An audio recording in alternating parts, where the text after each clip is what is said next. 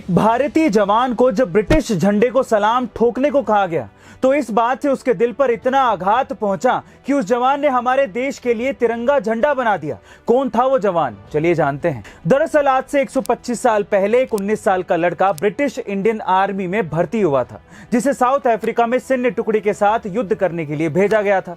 जब उसकी टुकड़ी युद्ध में जीत गई तो सभी सैनिकों ने ब्रिटिश झंडे को सलामी दी, और जब उस 19 साल के भारतीय जवान को ब्रिटिश झंडे को सलामी देनी पड़ी तब उसके मन में यह विचार आया कि शायद हमारे भारत का भी कोई झंडा होता। भारत लौटने के बाद उस जवान ने दिन रात मेहनत करके झंडे के 30 अलग अलग डिजाइन तैयार कर दिए, और साल 1921 में जब गांधी जी विजयवाड़ा आए थे तो गांधी जी को झंडे के सभी डिजाइन दिखाए गए, जिसके बाद साल 1931 में इंडियन नेशनल कांग्रेस ने इन्हीं डिजाइन में से एक डिजाइन को भारत के झंडे के रूप में अपनाया था। और फिर 22 जुलाई 1947 के दिन इसी झंडे को भारत का राष्ट्र ध्वज घोषित कर दिया गया था। गाइस, वो भारत का तिरंगा बनाने वाले जवान कोई और नहीं, पिंगली वेंकैया जी थे।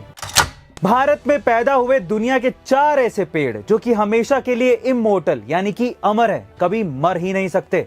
इसमें से सबसे पहले आता है मध्य प्रदेश के भैरवगढ़ में मौजूद सिद्धवट वृक्ष। ऐसा माना जाता है कि इस पेड़ के नीचे बैठकर मां पार्वती ने भगवान महादेव को पति रूप में पाने के लिए तपस्या की थी। दूसरा है उत्तर प्रदेश के प्रयागराज में मौजूद अक्षय वट वृक्ष। ऐसा माना जाता है कि इस पेड़ की उत्पत्ति स्वयं भगवान ब्रह्मा, विष्णु और महेश यानी कि शंकर भगवान ने की थी, इसलिए पेड़ अमर है। तीसरा है वृंदावन में मौजूद बंसी मठ वृक्ष। ऐसी मान्यता है कि इसी पेड़ पर बैठकर भगवान कृष्ण बांसुरी बजाते थे।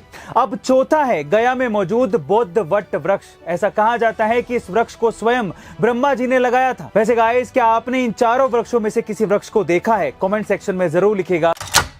एक कॉलेज ड्रॉप आउट बंदे ने अपने दोस्त के साथ मिलकर घर के गैराज में एक इलेक्ट्रॉनिक और कंप्यूटर बनाने की कंपनी शुरू की। देखते ही देखते वो कंपनी $1 मिलियन कंपनी बन गई।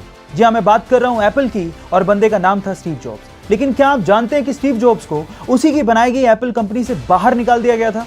जब उन्हें बाहर निकाला गया तो उनकी हिम्मत टूट गई, लेकिन उन्होंने हार नहीं मानी। एक नई कंपनी नेक्स्ट और फिर दूसरी नई कंपनी पिक्सर को बुलंदियों पर पहुंचाकर उन्होंने यह साबित कर दिया कि एप्पल के बोर्ड ऑफ डायरेक्टर्स ने जो किया वो गलत किया। फिर उसके बाद एप्पल में एज अ सीईओ उनकी एंट्री हुई, और उसके बाद स्टीव जॉब्स ने और एप्पल ने कभी पीछे मुड़ के नहीं देखा। एप्पल दुनिया की मोस्ट इनोवेटिव कंपनीज में शुमार है, जिसकी वजह है सिर्फ और सिर्फ स्टीव जॉब्स। उनका एक डायलॉग, एक सक्सेस मंत्रा मुझे आज भी याद है, स्टे हंग्री स्टे फुलिश, जो आपको और मुझे इंस्पायर करता रहेगा। So guys, stay hungry stay foolish.